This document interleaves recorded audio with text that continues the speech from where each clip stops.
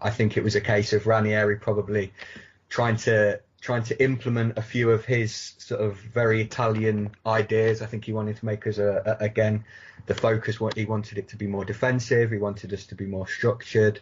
And I think the players probably didn't necessarily take to some of the things that he was trying to implement, but I'm not sure I'd go so far as to say that the players engineered his sacking by sort of either stopping playing for him or even going behind his back to the owners. I'm not sure I believe all of that. Interesting.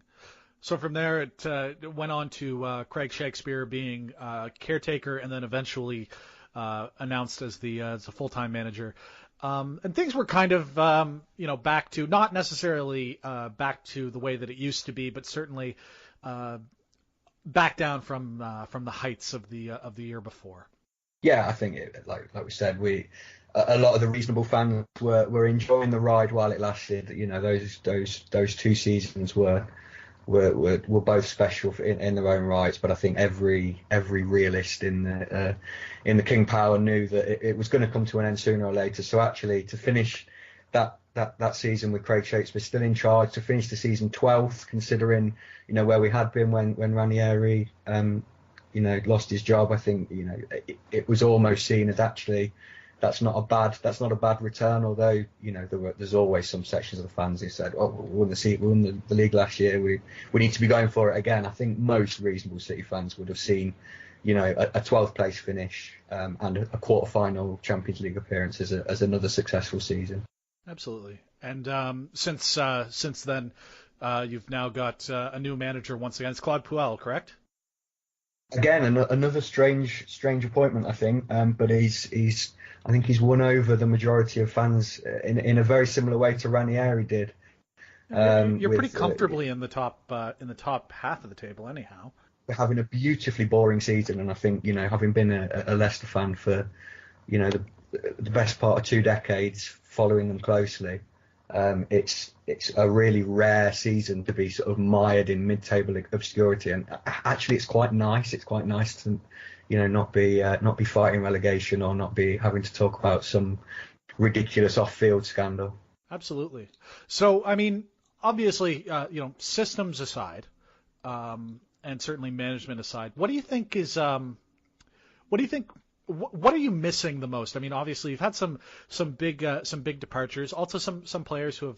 Honestly, I'm surprised in particular that Riyad Mahrez is still there. What do you think you're missing the most at this point in the Leicester City side?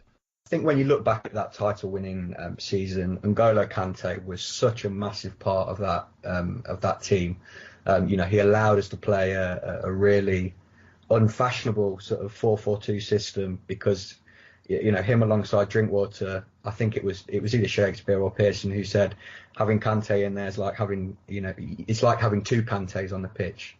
His energy and his work rate and the meters that he covers on the pitch was just invaluable. And I think when we lost him, the team really suffered for it. Yeah, absolutely. And it's funny because, I remember thinking when Chelsea picked him up, I remember thinking, that's an interesting choice. But then you start to look back and, really, he was not the fashionable player. He wasn't Mahrez. He wasn't Vardy, who both had pretty substantial offers to go elsewhere. I think Mahrez just wasn't allowed to go, and Vardy decided to re-sign a contract rather than go to Arsenal, which I think overall is probably a better career move. Realistically, he was in a weird way, like I said, just not talked about, but was really the pivot of that team. Yeah, definitely. And, he like you say, him not being talked about is just indicative of what he's like on the pitch. A lot of the work that he does goes unseen, but it's so valuable to whatever team it's in. And, really eye-opening to the fact that he was in a title-winning team with us. He moves to Chelsea that summer and he helps transform a team that was very much in transition into title winners again. And I don't think you can underestimate his influence. Absolutely. So how do you feel about Leicester City today. Obviously you're kind of like you kind of alluded to the fact that you're sort of in a boring season, which is kind of nice in comparison. And like it's kind of a weird Premier League table this year. You've got so little separating like 2 through 6, and then so little separating everything below that and the bottom of the table. Like, how do you, generally speaking, feel about Leicester City's fortunes going forward? I mean, keeping in mind that you and I are recording this on the 29th of March. This is before, obviously, the fixtures this weekend, and this is going up on the 9th. So we're a couple of weeks out in the past. How do you feel about things more generally? Yeah, like I said, it's nice to be sort of coasting towards the end of a pretty boring, but actually quite stable and successful season. I think if you'd have offered most Leicester City fans an eighth place finish at the start of the season, they'd have snapped your hand off for it. I think we're in it's almost a bit of a risky place of we're almost in a bit of a stick or twist situation in that I think we need to really think about, is it feasible for us to really make that break and to try and break that hierarchy of top 6 teams. And if I'm being honest and being realistic, I don't see that happening. Just down to money and the resources that are there. I don't know. I think that there's maybe a place at the table if. Particularly if Arsene Wenger stays on at Arsenal many more years. I mean, how many years are they going to be in a transitional period? It's looking pretty bleak for Arsenal at the minute. I mean, it's interesting because, like, I mean, by the same token, like, who comes into that position? Like, I know a lot of there was a lot of German media coming out last week that Thomas Tuchel was going to be replacing Wenger at certainly at the manager's position, and Wenger was going to kind of, like, to use a North American sport analogy, he was kind of going to become the GM. But I just don't see a scenario where that happens. And really, realistically, if Arsenal's ownership is going to keep on making the kind of money that they're making, I think that they're okay. I don't think that Arsenal's ownership cares about success other than the bottom line. You know what I mean? Like, it's not as big of a concern. Like, certainly I think they'd like to be in the Champions League because that means more money, but if they're able to make similar dollars without having to splash the cash for new players, like, I think that they're probably okay to just sort of mire in that weird middle ground where Liverpool kind of lived for many seasons. It's such a dangerous mindset, though, to get like that, I think, because the fans will turn on you so quickly, and the fans crave success. The fans of the top teams crave the good old days, and as a Liverpool fan, you'll know that there's plenty in your fan base who will hark back to the glory days of the sort of late 70s, 80s. Well, even 05. Yeah, well, no, that's it. That's what I was going to say. To a lesser extent, when when you had the Gerrards and your Xabi Alonsos and whatnot.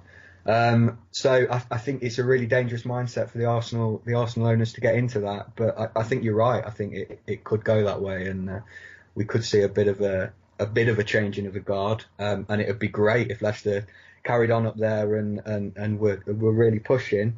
But I think every season we've got to look at as, okay, consolidate our place, make sure that we don't get embroiled in a relegation scrap, and then anything after that has got to be seen as a bonus. And it's a bit of a small club mentality not to be shooting for the stars, but I think if you're being realistic, that's what you've got to look for.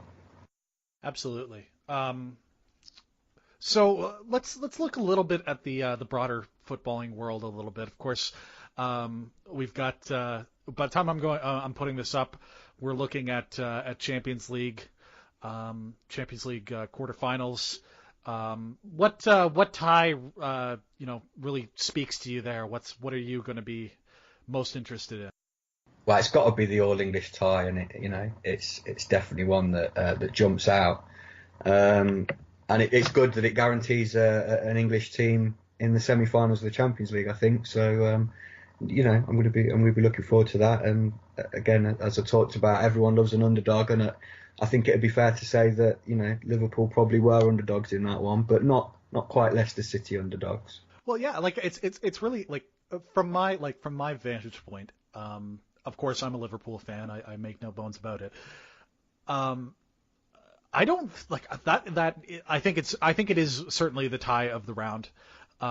Definitely, certainly like the sort of regional rivalry alone is big. Manchester City has been known to take some. I mean, known to take some of our better players. Of course, Raheem Sterling is there. I wish that he still played for Liverpool. To imagine him in and amongst that front three that we have right now is just like, can you imagine like him on the left, Sadio Mane kind of playing behind Roberto Firmino, and of course Salah doing Salah things over on the right. Just tantalizing to think about, but of course it'll never happen. I think like Liverpool is interesting for Pep Guardiola, simply because like I think Jurgen Klopp is the one manager that he sort of looks at and thinks like, I gotta think about how I'm playing. Manchester City kind of has one gear in sort of the same way as the Leicester City team of 15-16, but you see him actually change up the way that he actually organizes his team and actually organizes how they play against us. It didn't really work out so well against Liverpool at the beginning of the year, but I think that it has the potential to be a really, I mean, unless one team completely blows the other out in the first leg, but it has a real chance for like goals because both teams love to attack, just drama and intrigue, and realistically, I think like whoever comes out of that tie has a decent chance of going as far as the final. Like I don't want to get my hopes up too high right now, but like the Champions League is on for Liverpool as far as I'm concerned. Like maybe I'm talking myself into this, but I honestly do think that we just need to have those big game performances that we know that we can have. There was many seasons where we were undefeated against the top six. We were able to propel ourselves to a Europa League final in Klopp's first like half season with us. I don't think it's completely out of the realm of possibility that we lift number 6 at the end of the season. I think you're right. I think Liverpool, as you say, have got a lot of big game players.